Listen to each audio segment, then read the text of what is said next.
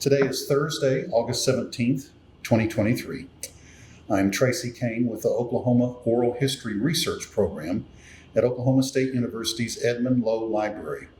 Today I'm talking to Leslie Coale-Mossman, a 1999 graduate of Oklahoma State University. We are in the offices of the Pie Junkie in the Plaza District in Oklahoma City. We'll be talking about Leslie's early life, her time at OSU, her experiences since leaving college, and how she has seen OSU change over the years. Upon agreement with Leslie, this interview will be archived at the OSU Library for future generations. Thank you so much for taking the time to talk to me today. I'm so honored. What a wonderful project. Thank you so much.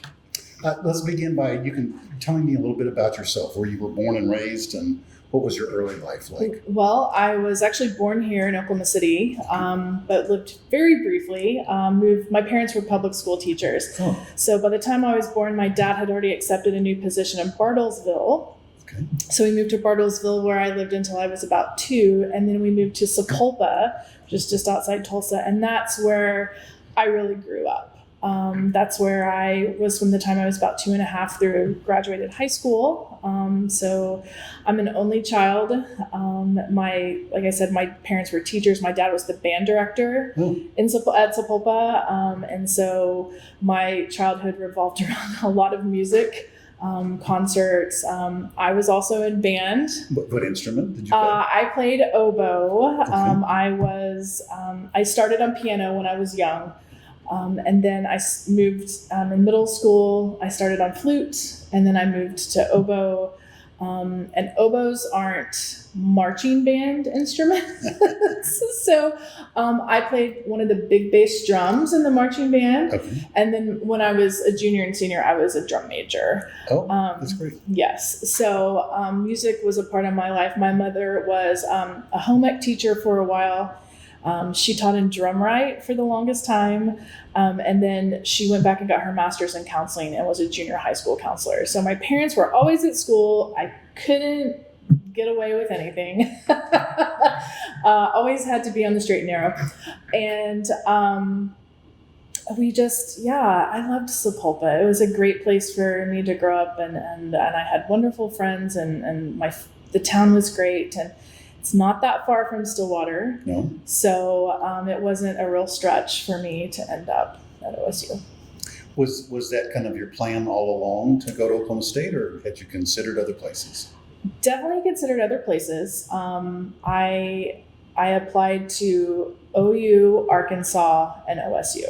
Okay. And I was actually, I was going to go to OU. I had even signed up for like the dorms. Like I had gotten that far as to like really have been accepted in that process. And then late in the game, I found out that OSU would let me stack my scholarship. So I had a music scholarship and an academic scholarship, and OU was like, you kind of have to pick a lane. Oh. And so I was like, but if I go to OSU, they're going to let me take all the money that I was offered. So it was really, at that point, it was really a financial decision. I had a lot of friends that were going to OSU. I liked OSU. And so at that point I was like, this is it. I'm going to Stillwater. And like I said, so many of my high school friends went to OSU. And I'm glad I made that decision, but I did almost end up at OU, but that's okay. Go Pokes. We're glad you saw the light. Yeah. Yes. Other than the marching band and all the activities or all the time that entailed, were there other activities that you were involved with in high school? Yes, I played tennis a little bit. I was a dancer, so I danced from the time I was 4 years old through high school at the same studio. And I took school very seriously. I just was a very type A only child, like got to be very serious. So, but I loved dancing and tennis as well. And I was really social. I liked hanging out with my friends. But just very typical, traditional high school things. I did continue to dance some when I got into college. I really did love dance. I wasn't really that great at it, but I loved it. It was a passion of mine. And, sure. And so, yeah, dance was definitely my extracurricular and with a little bit of tennis sprinkled in. When you went to OSU, did you immediately, you said something about music scholarship. Mm-hmm. Were you were a music major then?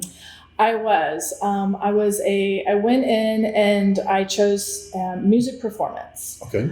And also maybe engineering at that point, which is, I don't know, you're 18, you're like music or engineering, I don't know. I figured out pretty quickly that I think, and this is of course no disrespect to my parents who were amazing, but I think I just thought music is what I know. This is maybe what I should do. I'd had some success at music in high school. So I thought this is what I'm going to do. But I started taking classes and I'm like, I don't know if this is my passion. I can do it. I enjoy it. It's a nice extracurricular, but it's not what I want to do for my life, I think. I took a journalism class and I loved it. I just absolutely loved it. And so probably about halfway through my first semester, I was like, I don't think music is not my journey. So I stayed in the wind ensemble. They were always so nice to me. I went and had a very frank conversation and said, I want to play, I want to be in the wind ensemble, but I don't think that the major is for me. Mm-hmm. And so I switched pretty quickly. By my second semester, I changed to journalism, broadcast journalism specifically. And that's where I stayed the whole rest of the time. Did you stay in any of the music areas as for fun? Yeah, so I played all 4 years that I was there. I played in wind ensemble. Okay. I played with the orchestra some.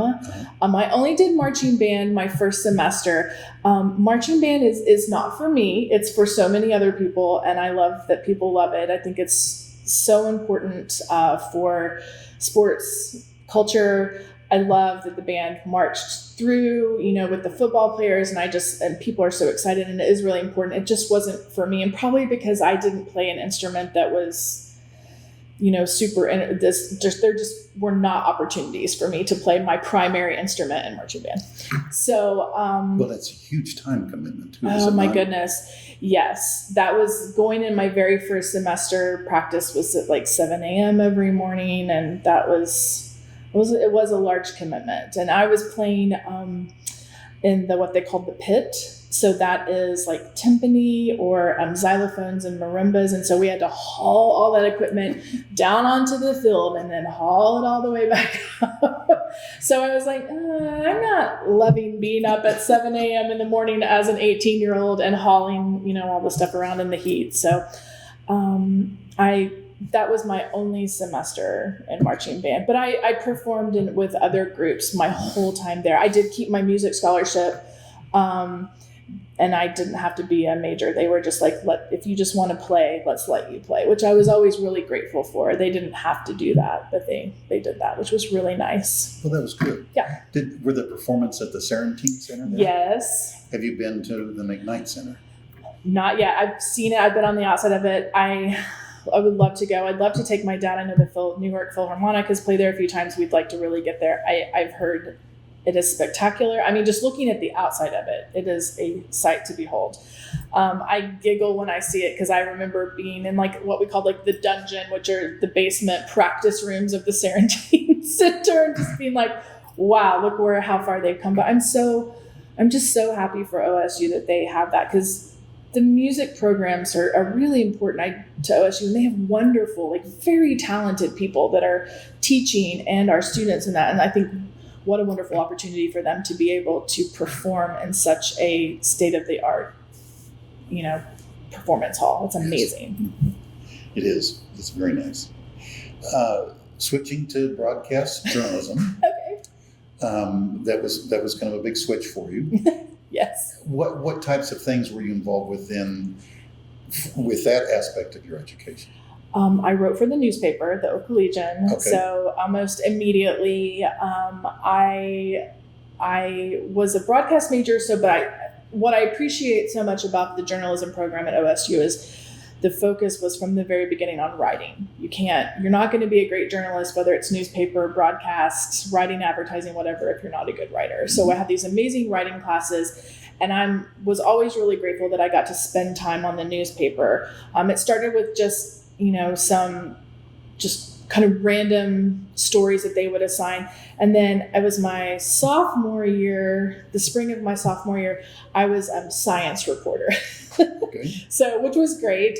So I had my little beat, and I just reported on various things dealing with science. And so I did that.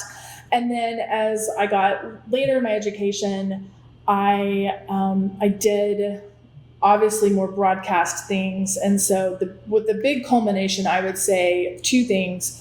The advanced broadcast students broadcast the homecoming parade, and we produced it, we anchored it. And so I remember that was a huge project. And I loved that time. And that was a real taste of what the real world was. And then also we had to do some newscasts. There was a student-run newscast, and so we were required. But inevitably, you ended up spending more time there because that's where all your friends were, and you're like, yeah, I want to get more experience, and yeah, I'll direct for you today, or I'll help you write, or things like that. And so spending time on air or writing was, I ended up spending more time doing that later, and as I got to be more of like a junior and senior. And then also my job, but it also related to my field was I was on KOSU. Before everything automated, in the afternoons, afternoons a week, I hosted classical music for like 2 hours, which was great because I had this music background, classical music background, and then I was also a broadcast major. So it was this kind of amazing marrying of profession and passion. And I loved my time at KOSU. It was amazing. And so I, got to tell people that we're listening to, this beautiful piece by Mozart. And it was, it was really great. So KOSU is just the best. I loved that experience. Where were the studios for KOSU? In the journalism building at the time. I know, this is like a deep, I'm trying to, if memory serves, they were in the top floor there. And there was the little studio at the time where he would broadcast, but then down the hallway, I remember, was the newsroom. And there were desks and other things there. And I didn't spend any time on the news side, but and then there was a lady who was in charge of the music part of it. And this was, again, before everything goes automated and things just choose for you. She would have a program. She spent her time making a program, and here's who you're going to play today. And I had to pull, the CDs, and she had this library. It was amazing. So yeah, I spent a lot of time in the journalism building. That sounds like fun. They're moving to the Film Row here in Oklahoma City. Oh yes, yes, I know. I'm excited for them. Yeah. They're just still doing the good work. When you produced the homecoming parade and did all that, then was it broadcast? Yes. How was that broadcast? I think it was on public access in Stillwater. Okay. It wasn't a locally a large station here, but it was, I believe it was public access. Channel 31 or something like that. Yes. And we had a stand that was built, and we had anchors, and I was a producer, and so we had to write. I remember we had to collect information about every float and every entrance.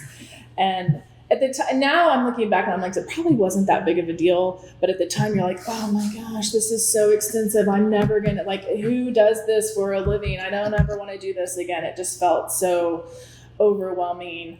And you're writing, entries for you're trying to jazz up every float and marching band that's coming through. And so it was a lot of work. However, I will say, my now, and have been for 24 years, husband was an anchor on that, and I was a producer, and we started dating during that time. Well, then good things came from great things came from that. So yes. And now you're equipped to do a Macy's Thanksgiving Day parade or something.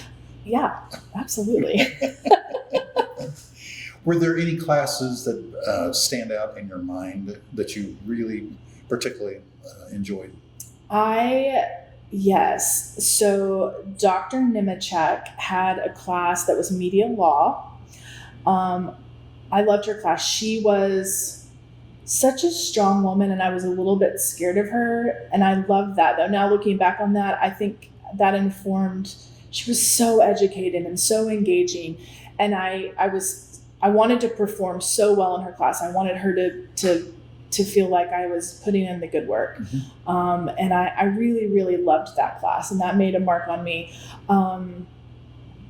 I loved so many of my journalism classes. My advanced TV production class was fantastic. We had really great professors that you would be with for several classes. And some of them I'm still friends with, like on social media. Jack Hodson was one of my professors, and he was really great to talk to. He took his job very seriously, but he was approachable.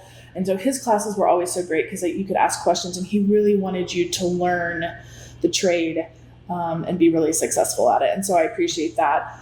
I think the class I remember being the most terrified in, but really good, was I took a business law class. I thought for a minute I might go to law school, so I took some different law classes. And he taught the Socratic method. And you had to know every time that you went in, whatever your reading was, you had to be very versed in it. And everyone had to put their name on an index card, and he would just randomly pull an index card and be like, okay, Miss Cole, tell me about, this particular type of law or this dispute or whatever. And in front of this lecture hall, you had to have a discussion with him, and you were graded on that. And yeah, wow, it was awesome and terrifying, but it stuck with me. Right. And it taught me how to, the benefits of being prepared when you go into a class or something like that. That was a fascinating class. And then I just, I had all these music classes, and it really was just getting to play. So even at the end of the day, when you've had, all these very heavy classes, you get to go in and play your instrument. And that's and so many of my best friends were in the music department. Mm-hmm. And so there was a social aspect. Sure. That was my sport, if you will. Sure. Sure. You released Yeah. That's great. So you graduated in 1999 Correct. With a degree in broadcast journalism. Correct. And you went to work for which radio station or I'm kidding. What was your first out of college? Right. Okay. So my husband Sean and we got married this summer right after college. We were very young, and I wanted to be a producer or just work in the newsroom. He was on camera. Okay. So we just took the first job that he could get. Getting on those jobs are kind of few and far between. So we moved to Sioux City, Iowa. All right. And he was a reporter for the CBS station in Sioux City, Iowa. And so we moved to Iowa. I lived in Oklahoma my whole life. I know it sounds silly. Iowa shouldn't be that much different than Oklahoma. It just was. Sure. It snowed on October 1st. I cried. I was like, what is, I called my mom. I was like, what is happening? Like, it's snowing. It's October 1st. Like, maybe I was a little dramatic. We were young and broke, and I was, 10 hours away. It was so cold, and I was far away from my family. I took a job with the March of Dimes right out of college. They just didn't have a position at the news station. So I took a position at March of Dimes, just doing program things with them for a few months until the news station actually had a morning producer position come open. And by that time, Sean had been there several months. And so I took a position, and I worked overnights. I would go in about midnight to 1 a.m., and I would work until about 9 a.m. the next morning. And I would write the morning show. My anchor came in about 4 a.m. and then we would finish up, and then we would do a couple of shows in the morning, and then all what they call the cut-ins, which are the 5-minute, like, here's the weather, here's, news headlines, things like that. So I did that.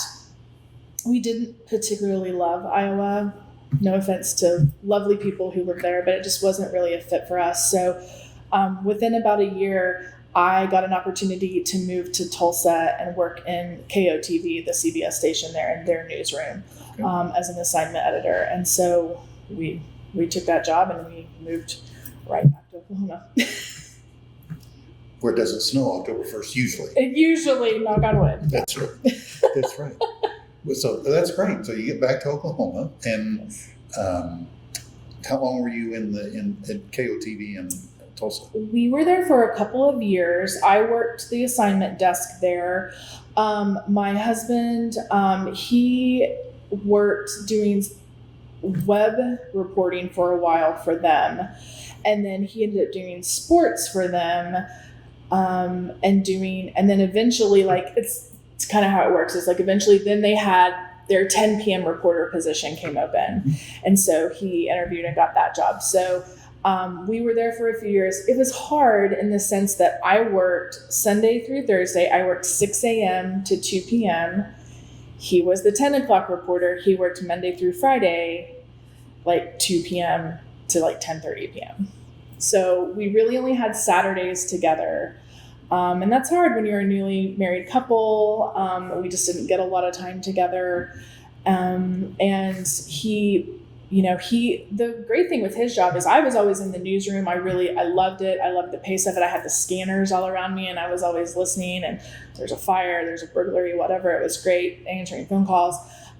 He got to travel so much. During the time that we were there, there was, unfortunately, it was the OSU plane crash, and he was the one that was sent with his cameraman to Denver to cover that for like 10 days. But that was meaningful for him because and he was friends with Bill Teagans because he had mentored with him when he was in journalism school. And so I'm glad we were there at that time. I'm sad, always will be forever sad about that. But it was, Sean got to really dig in and report and, find that kind of closure for him.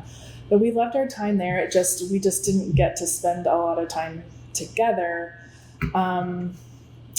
Sean had worked when we were in Iowa. It was during the 2000 presidential. We were there for the Iowa caucus in 2000, which was an amazing time to actually be in Iowa. My husband was very, very interested in politics. And so he ended up doing a lot of political reporting at KOTV. And then after his experience in Iowa, he went to work for someone that was running for U.S. Senate here in Oklahoma. And so after a few years, we ended up moving here to Oklahoma City. And both at that point, realizing TV is great. There's a lot that we like about it, but it's not conducive for our lifestyles together. So we both kind of went more in the public relations, communications director type roles. So, okay. Yeah. What does that look like for you then at that point? You said in public relations type things. Yeah. So I worked for some campaigns. Okay. I worked for the No on 695, which was their Right to Work campaign. I did some work for them. I worked for Vince Orza, his gubernatorial campaign. I was his communications director, and I learned so much from him. Oh gosh, just learning how to really write in a different kind of way because he had been an anchor and reporter. Right. So I learned so much from Vince, and it was a really great experience. And so from his campaign that was sadly unsuccessful, I ended up working for several years after that as communications director for the Oklahoma Public Employees Association. Okay. And so that was wonderful. I had gotten to know that organization during the campaign and really enjoyed working with state employees. And they are the hardest working folks in Oklahoma. They just are. And so it was a really good time for me to take that kind of position. And it was very much more of a Monday through Friday, 9 to 5 job. And then, so we were both working in kind of those similar circles. And you got to actually see each other. Yes, we did. That's terrific. Yeah. So tell me about the Pie Junkie. Okay. How did that come about?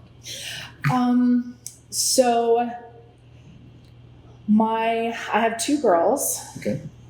And my oldest daughter was in Mother's Day Out. I feel like a lot of times your adult friends become who your children's friends are. And so my daughter's, one of her best little friends in Mother's Day Out pre-K was, my daughter's name is Kate, and the other little girl's name is Kate. So Kate and Kate. But Kate's mom and I, we went to the park together. We started hanging out. Our husbands would be traveling a lot. And so it was like, hey, you come over, I'll cook dinner, the kids can play. Just survival mode when you're Sure. kind of, stay-at-home mom and all that. So we realized we had a lot in common with the way that we approached food and the family table. And we both also she's also a communications major. And so we were like, you know what, it would be nice to do something with our brains a little bit that's different than the silo that we've been in for a few years. Mm-hmm. And we had a lot of mutual friends who just did not cook. Mm-hmm. No judgment. They just don't. And so we were like, we could probably make a little bit of money if we just maybe did some cooking classes or catering or something like that. Just like we could charge a little money, we could have a little fun, and help our friends out. So we started that way. We rented the kitchen at St. Luke's United Methodist Church. Okay. Darcy, my business partner, had worked there at one point and attends there, and they were always so nice to us. So they let us rent their kitchen. They have a lovely kitchen. A couple days a week. And eventually it got to the point where we had a restaurant ask us if that we would provide a pie. They're like, we're really busy. We just don't have time for dessert. Could you make a pie for us? And I was like, okay, sure. Yeah, I can do that. I made him a peach pie. The summertime, I made him a peach pie. And that pie, one pie became, well, next time bring us 3 or 4. And so then other restaurants started calling and asking if we wanted to provide pies. And I'm always really grateful. All of those restaurants, they could have just said, yeah, we just get the pie in, don't worry about it. They were always like, oh no, there's these 2 moms, they make the pie, here's their card, call them if you want to order a pie. Like, no one had to do that. Right. And so eventually it just got to this where we're like, we should maybe just focus on pies. And so we did pie. We quit catering. We didn't do the classes really anymore. So we made pies, and we made a weekly meal that people could come to St. Luke's and pick up, like on Thursdays. Uh-huh. And every week the meal changed, and we'd send out a little electronic newsletter. Here's our meal. Here's our pie of the week. And that was a lot of fun. But we started to be in there like 5 days a week. And the church was amazing. They never said like, get out. But we were like, we're encroaching on their space. Sure. We need to find our own space. So after about 2.5, 3 years there, we started looking for a space. And then when was this? 2012. Okay. I had to think about that. So we started doing cooking classes winter of 2010. Okay. Yes. We booked it in 2009. I remember that in the fall. We had started to do some things in fall of 2009, but our first kind of like big ta-da was like in January of 2010. So we signed a lease here in December of 2012 and opened in May of 2013 here in the Plaza District. And we've been here for 10 years now. Great. And yeah, I think we thought we're going to open this little shop and we're going to do all this wholesale business for restaurants. And we did. Maybe someone will come in for a slice of pie. I don't know. I think we really like kind of in a funny way thought we had our business model kind of like wrong. We thought it was going to be all wholesale and a little bit of retail. And it turns out like very quickly, it was completely opposite of that. And so we opened down here and we had this huge line our first night. We opened during a Live on the Plaza, which is a kind of festival night down here. And I mean, from the very first second we opened our doors, Oklahoma City has been amazing to us. Like just they show up, they're so nice. They keep coming back. We had all these, we're risk averse, we're nervous Nellies. And Oklahoma City has proven us wrong at every turn. They have been so supportive of Pie Junkie. So yeah, that's true. I was going to ask where your passion for pie came from, but it sounds like it was just kind of a natural evolution, sort of. Yeah, I think so. To an extent, I think so. My mom was a home ec teacher, and my grandmother, my mom's mom, farmers. Mm-hmm. So you used what you could get on the land. They had a beautiful peach orchard, peaches and plums. And so I remember we had peach pie a lot. My grandma was an excellent pie maker.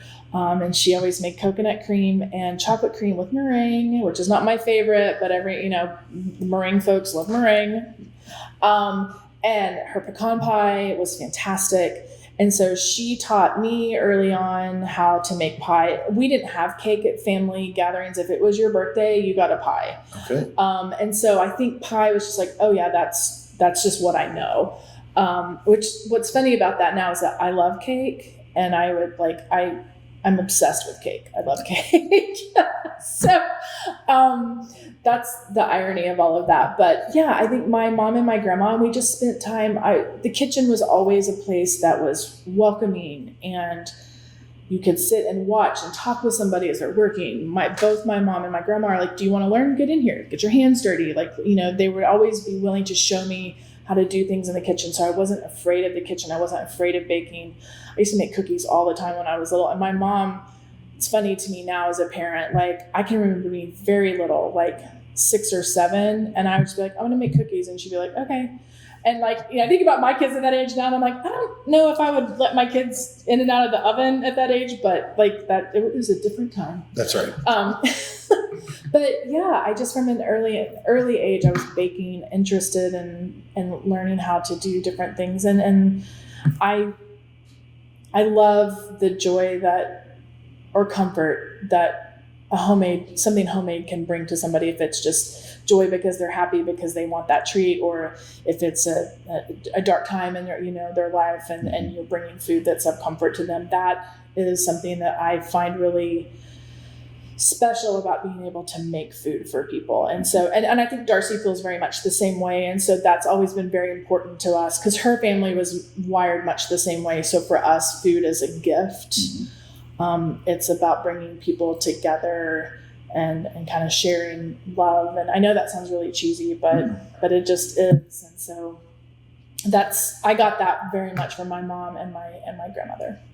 Well, that's what they say is that the making of food is an expression of love towards other people. So that makes a lot of sense.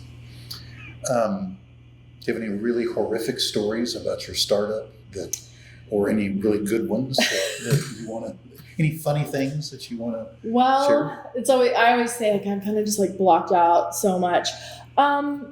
Really everyone's been really great. We've had customers bring us, at the holidays, we had a customer bring us a charcuterie tray one time. You guys are working so hard. Here's some meats and cheeses and a bottle of champagne. That's terrific. I know. I'm like, thank you. That was amazing. We've had customers bring us fudge, peanut brittle. I love that. I mean, because they're like, hey, I don't make pie, but I know how to make this at the holidays, so I'm going to share with you. And I love that. So we have really sweet, wonderful customers like that have meant something to us. We've had lovely handwritten notes. I think getting to do weddings, I love seeing the pictures. I love being a part of big events like that.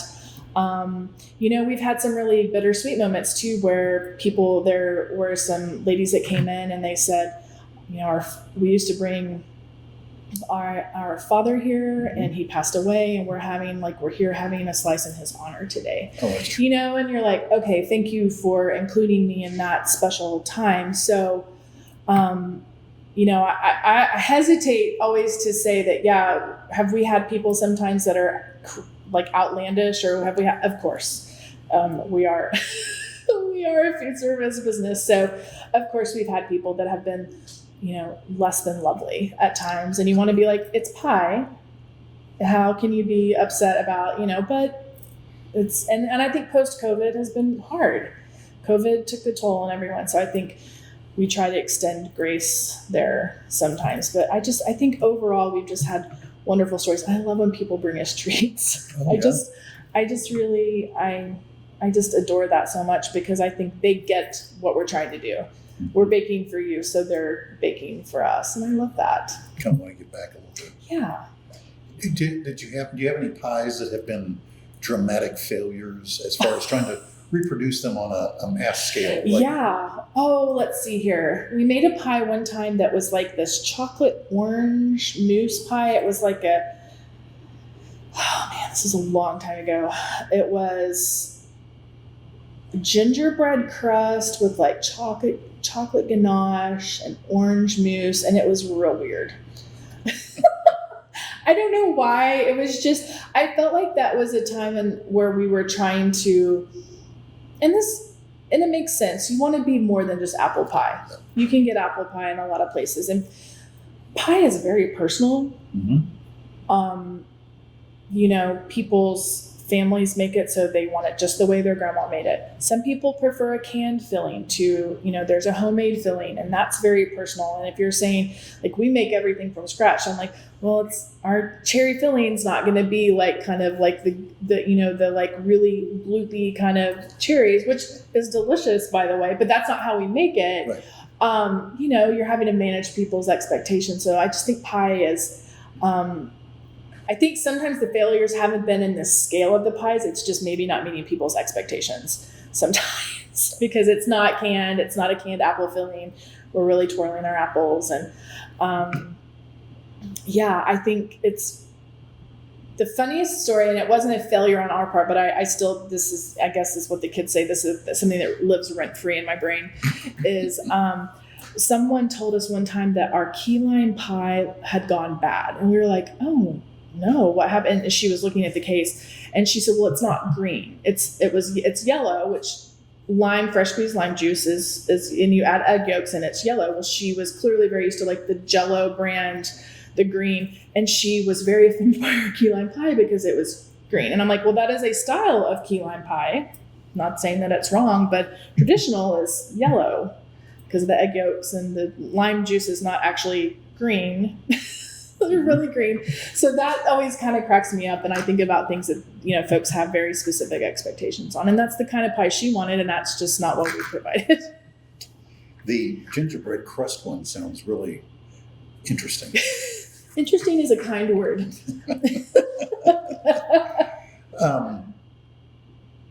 I've heard you've had a pretty big interaction with Google. Oh, yes. And what is that story? What does that entail? We were approached by Google in 2017, and they were doing, in every state, they had started doing this program. It was their economic impact, and they were focusing on one small business in each state. And so for some reason that year, they got to us somehow. And we thought it was like spam joke, whatever at first, but it turns out it was real. And they invited us to come out to their campus in California with all these other businesses from across the country. And we spent 2 days there, like on their campus, which is unbelievable, just spectacular, learning from just different experts about issues that are facing small business. It was so nice to meet with other small businesses around the country and say, we're having the same problems too. Oh, wow, I hadn't thought about that. Maybe we'll implement that. And so it was this great meeting where they just brought us in all together on their campus and spent a few days and paid for everything. We were like, this is crazy. I mean, I think I posted on my social media at the time, this girl from Creek County, Oklahoma is in Mountain View, California on the Google campus because Google said, hey, come on out. And so we've just maintained that relationship with them. They've been really great to us. And they came and did some events in Oklahoma City, and we went and spoke at some of their Oklahoma City events, as they are trying to help small businesses. And so I think it's just a way to relate, here's a local small business. And we talked about how we've used Google, what kinds of tools we've used through Google, and set up through them. And then even last year in May of 2022, they invited us again to come back. And this time we went to Washington, DC, and they had another, what they call a small business meetup. And we were the representatives from Oklahoma, and we went back and it was the same kind of thing. But this time we got to hear from all kinds of different industry leaders, lawmakers that came and spoke to us about things that are going on with technology and small businesses on the national level. And it was great. But it is unbelievable to me that a company as massive as Google took any kind of interest in a pie shop in Oklahoma City.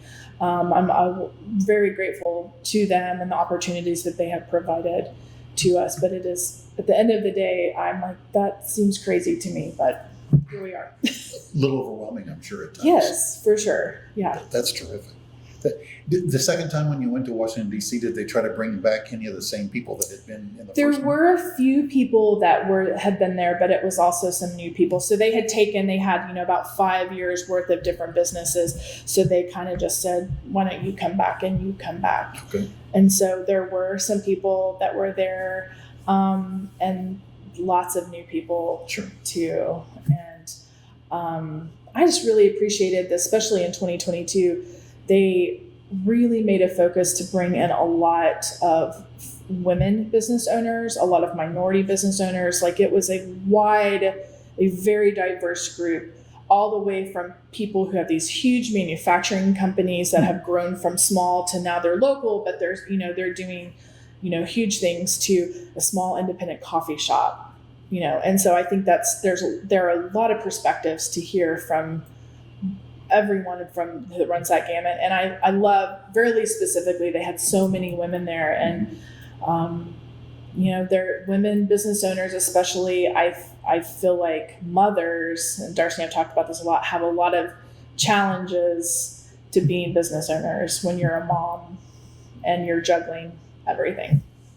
So Sometimes dealing with toddlers and dealing with customers is sometimes on the same level. It is good training. It is good training. It's interesting too, and I don't know, I can't remember the statistics anymore. I've read it more than once, but the number of small businesses that fail within the first 5 years, and you're now at about 10 years. What do you think that secret is to your success? Well, I think it's multifaceted. I think for us, I know this probably sounds really just like very cliched, but it's just hard work. We are visible in the shop every day. Okay. I work on the line with my bakers. We're not hands off.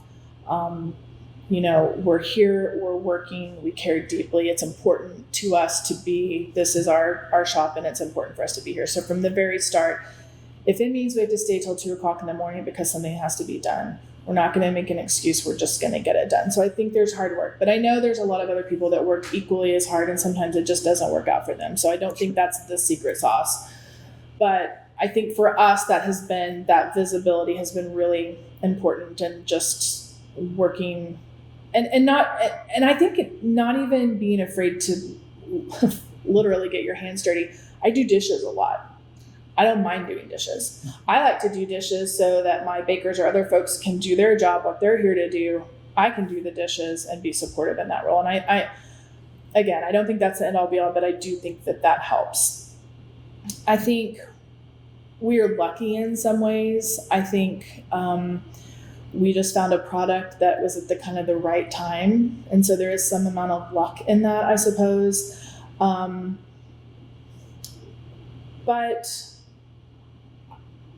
I just think understanding your audience, knowing what people want, being flexible enough to be like, no, they're going to come to me. They're going to want what I want. Like, listening to your customers. That flavor is not working. We're going to move over here. Being willing to accept criticism or and leaning into what is working sometimes, even if it isn't Darcy and I didn't wake up in 2010 and say, you know what, we're going to open a pie shop. And some people do, and that's okay. We didn't do that. Our path has been slow, organic. We've just we've listened to what's working, and we're like, we're going to move in this direction, or we're going to move in this direction. And so I think being a little bit flexible in that has helped us listen to our community, to our customers, and figure out what is working. And that has been successful for us. Again, this is just our story. Everyone finds, that I know there are people that probably do all those things and maybe it didn't work for them. Right. But that's what's worked for Darcy and I. And we jokingly say we're risk adverse, but I think that in some ways has served us well, that we have kind of lived in this space and we listen and we have really honest conversations about what our,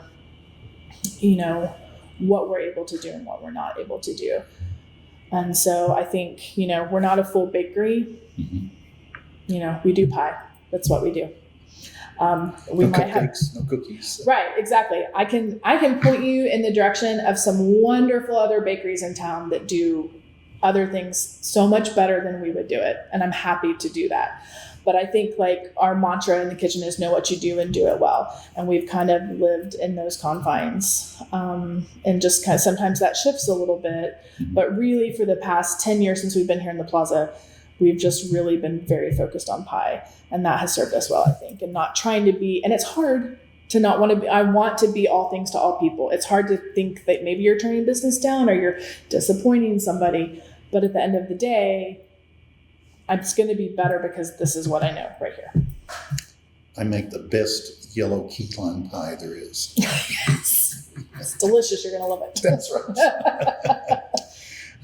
Any other sort of national attention besides the Google deal? Yeah, we've been featured in some really nice national publications. We got a little shout out in People magazine a few years ago. We've gotten a shout out for the yellow key lime pie in Paula Deen's magazine. We got a little blurb in Vogue. We've been on BuzzFeed. There's lots of little lists all the time that are like the best, pie or dessert or whatever in your state or whatever. And we've been in several of those, which is very flattering. Always kind of unexpected, again, because the food scene here in Oklahoma people just don't know.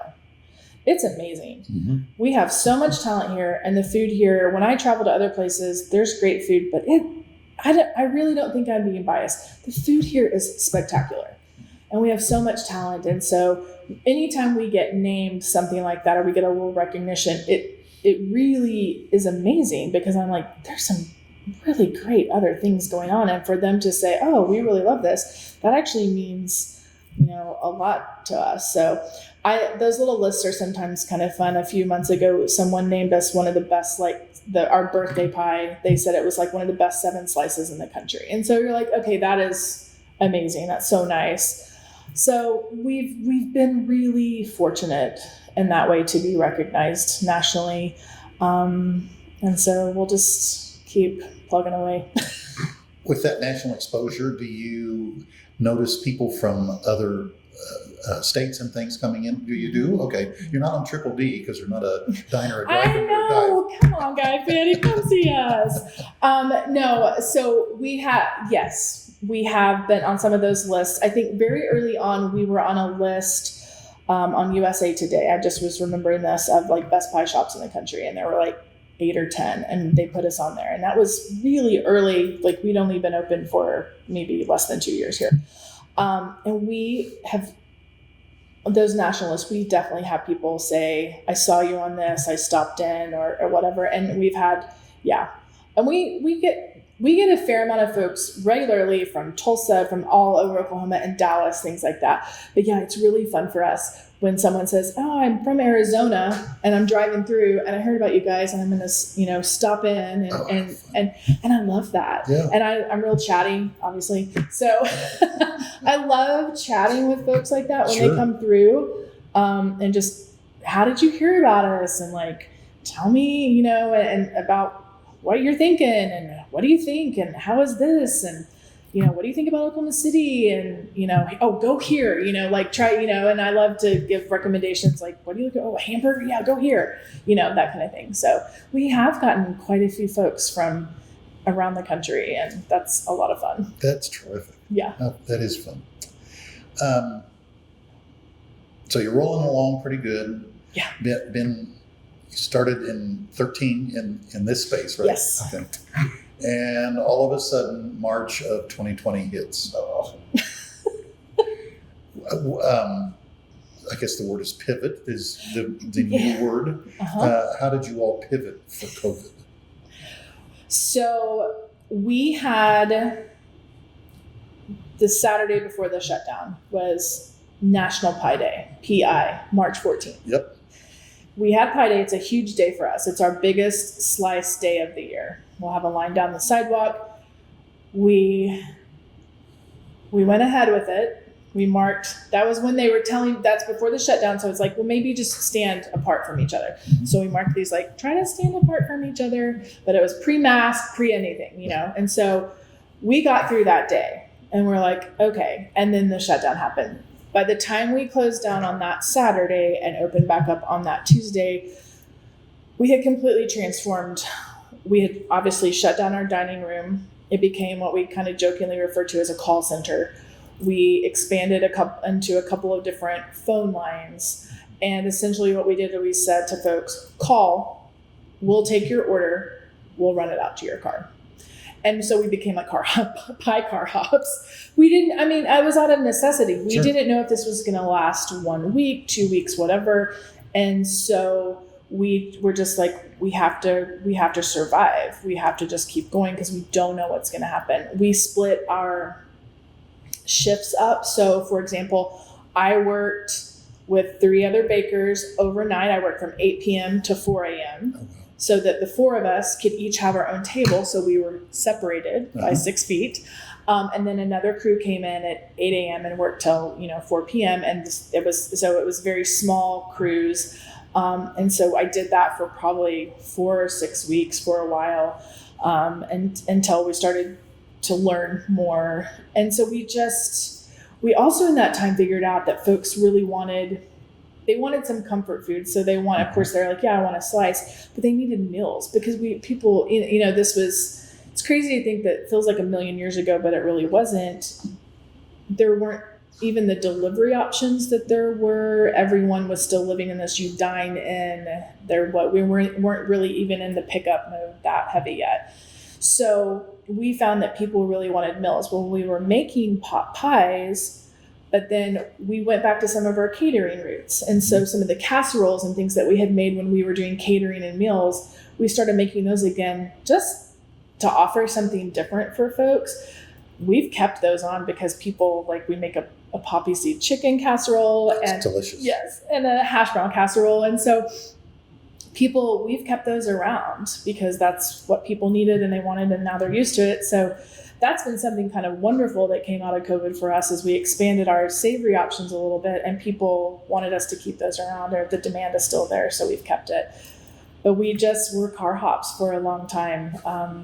And I remember one of our sweet little girls who worked the front, she was a senior in high school. What a terrible time to be a senior in high school.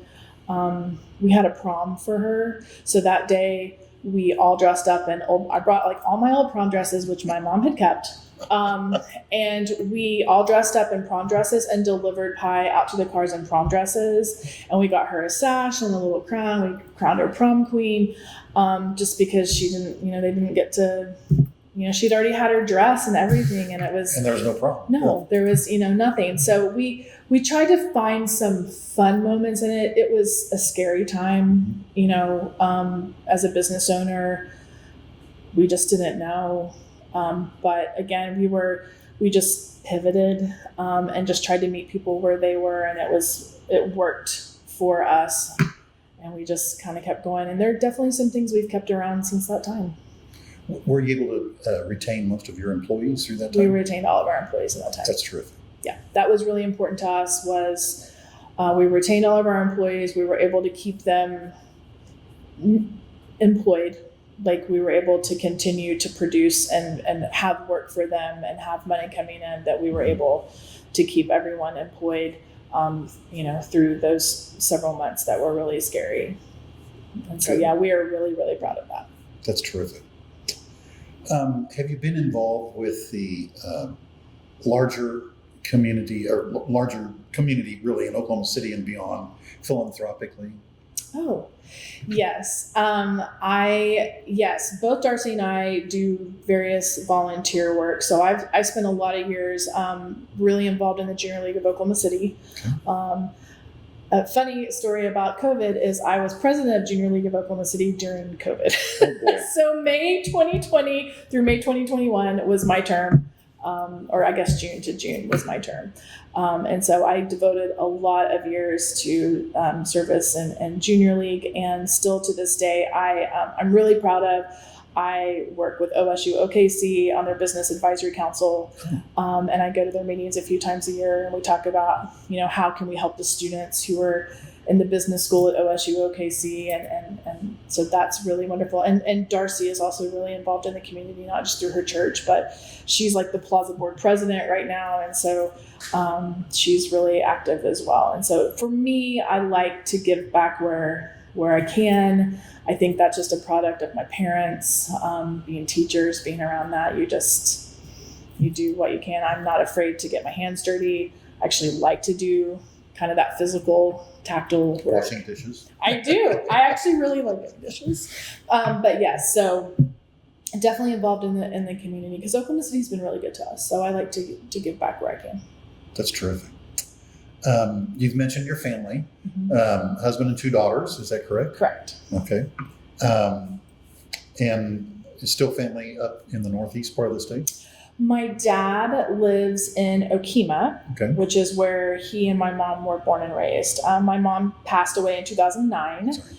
And my dad lives in Okemah still, and so I get to see him with some regularity. So, That's good. Yes. And your husband's family, where are they from? Kind of all over. Okay. So some here in Oklahoma City, California. Yeah, they're kind of all over the place.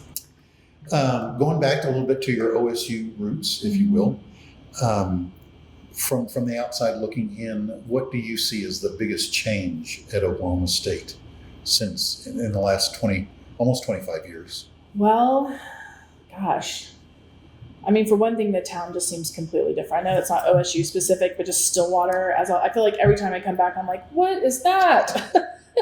I mean, obviously the infrastructure of OSU has changed. There's, the alumni center is beautiful. Like there's just these, wonderful buildings on campus. Obviously, sports has really has really propelled OSU into the national spotlight, which I think is great.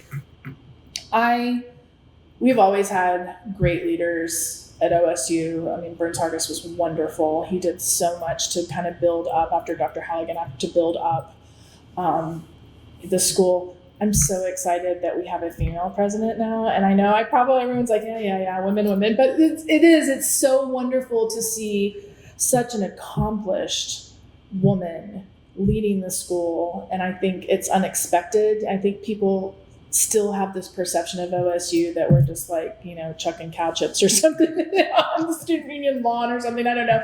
But it's just, I feel like the school has really just leapt into the 21st century. And it's just, I don't know. I love OSU so much. And it was such an amazing time for me. And I love Stillwater, and they're progressing. They're moving forward, and that's all you can ever want, I think, in higher education, is for there not to be stagnation.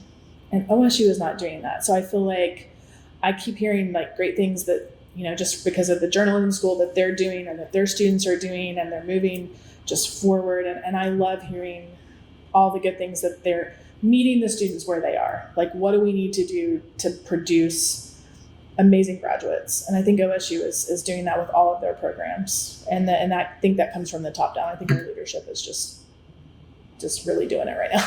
That's great. Yeah. What do you think, and I don't know how much time you sound like you've been back to Stillwater and a little bit to OSU. What do you think the biggest constant is at Oklahoma State? Well, I can ask Eskimo-Joes. Yeah. I think it's just, I think the biggest constant is that OSU alumni, it's their pride. We're not fair weather fans. We believe in our school. We stick by it. Highs and lows, everything in between. If you're a cowboy or a cowgirl, that's what you are. And I think that's the constant. I love that. I mean, that we support OSU all the time, no matter what happens. We take a lot of pride in being a graduate. or being a student. And I don't think there are a lot of other universities can say that. I really don't. And that probably sounds super cheesy, but I feel that way very much. I definitely here in Oklahoma, I feel like we are who we are and we're proud of it. Very good. I think that's a terrific place to end. Okay. Thank you so much for your time today. I appreciate it. You're welcome.